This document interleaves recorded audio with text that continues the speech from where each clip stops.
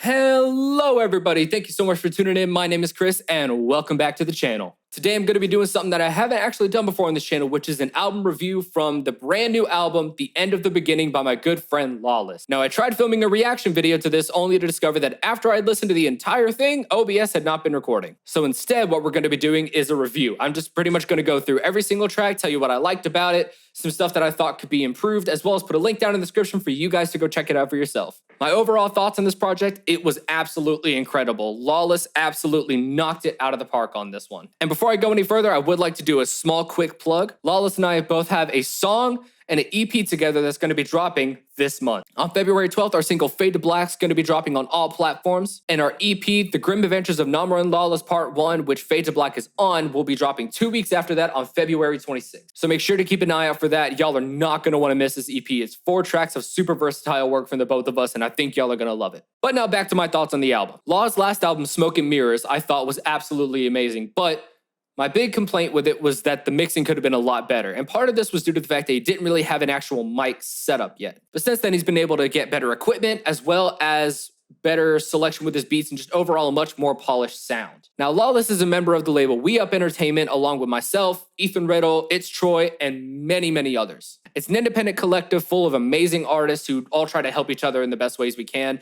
And that comes to fruition on this project extensively, with 2 features from It's Troy, a feature from Jarns, and a feature from Ethan Riddle, all of who are part of We Up Entertainment, as well as Josh South and Valius, who are not part of We Up Entertainment, but are also incredible artists who really helped the songs come to life on this project for Lawless. Overall, my thoughts on this project are that it was extremely well put together. You can really feel the emotion within the songs.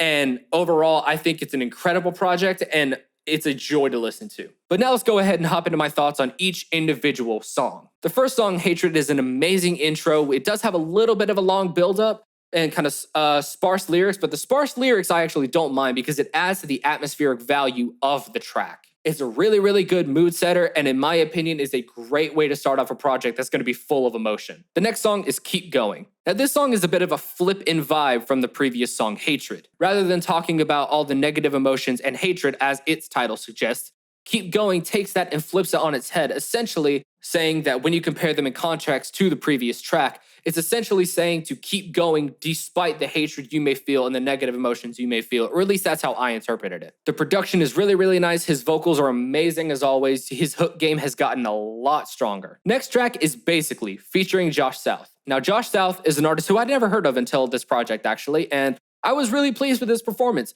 Him and Lawless's vocals complement each other very, very well. They both vibed over this instrumental very clean and very, very well. The next song is Stolen, featuring Ethan Riddle and It's Troy, the 2 other CEOs of We Up Entertainment. I myself am the 3rd CEO. This track was one of my favorites. Absolutely incredible. It featured really, really hard-hitting production, amazing verses from Ethan and Troy, and Law's hook and everything he did with this track to really tie everything together was insane in my opinion. If you're looking for a banger that also has a lot of emotion behind it, Stolen is the track for you. Track number 5 is Get Higher. Now, this song was pretty much the main one he was using to promo the song in the DistroKid little promo videos and every snippet I've seen on Instagram. So I already knew I was going to love it based on the hook that I heard from the snippets. And oh my God, I was not disappointed. This project is full of songs of amazing hooks, and this is just one of those many examples. The way that he flows over this beat, as well as the way that his melodies fuse with the instrumentation so seamlessly, is amazing.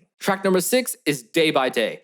Now, this song, funny enough, has the same cymatic sample that I used in my friend Coda Silver's song, Grains of Sand. And that's just a little fun tidbit I wanted to say because I always find it interesting how other fellow producers can flip a sample and do so many different things with it from one producer to another, even if it's the same exact sample. Law definitely did his thing on the track. My only complaint was that I felt like the vocals could have used a little bit more processing, whether it be a little bit more reverb or delay to kind of match the airiness and spaciness of the beat, because compared to the instrumental that has a lot of reverb and is very atmospheric, his vocals felt a little bit dry. But other than that, his delivery was on point, his lyricism was great, his emotion could really be felt with every word he was saying. Track number 7 is Somebody Else. Now, Of all of the tracks, this one would have to be honestly the least memorable, but for no bad reason. The only reason this would be the least memorable track for me is because it's very similar in vibe to me to Get Higher, which, because of that being the song that was posted in all of the snippets and Instagram and everything, that's the track that I have a better connection to. Somebody else is very similar in vibe to Get Higher, but as its own is still an amazing song. Very catchy, very emotional, very good delivery. His melodies are always strong, super, super clean, absolutely great. Track number 8 is Promises featuring It's, Troy, and Jarns. And oh my God, this may be another one of my favorites on this album. They all killed this. That's all I can really say. I'm still in disbelief after listening to it. All I can say is that y'all need to go listen to this because the beat fuses with everything they are saying so well, between the little wind downs and build back ups in Troy's verse to the way that Jarns flows so seamlessly and rides the beat so beautifully. Law's hook is gorgeous. This song is beautiful front to back. Track number 9 is Grammy. Now, of all the tracks, this one would have to be my least favorite because of the fact that it is a little sparse.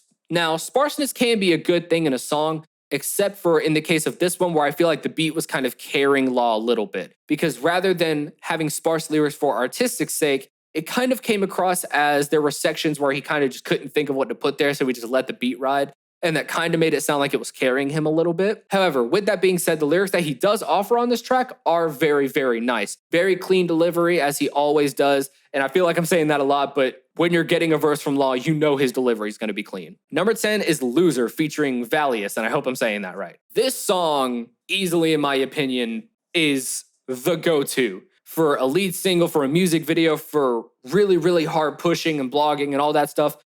This song is incredible. This one sounds like it was legitimately pushed by like Interscope. Like, this song is wonderful on all accounts. You also get to hear Law sing in his chest voice on this, which I don't really hear in a lot of his other songs. So it was an interesting switch up. And him and Valius's vocals complement each other so well. Their vocal range is very similar, so they bounced off each other very, very well. They had a lot of chemistry on this track. And the last song is Hatred Part 2, which ties back into the original Hatred from the very, very top of the album. Now, much like Hatred Part 1, it's very atmospheric, kind of a long intro, sparse lyrics here and there, but it's a very good way to close the album in the same way that the album began, kind of tying the whole project together in a really, really nice bow. Overall, The End of the Beginning by Lawless is a very, very solid body of work. An incredible listen front to back, no skips in my opinion, even on the tracks that I said are weaker or could have used a little bit of work. All the tracks here are extremely listenable, extremely catchy, and very, very good at tying you into the emotions that Law was very clearly feeling. So with that being said, make sure y'all hit the link in the description, show him some love,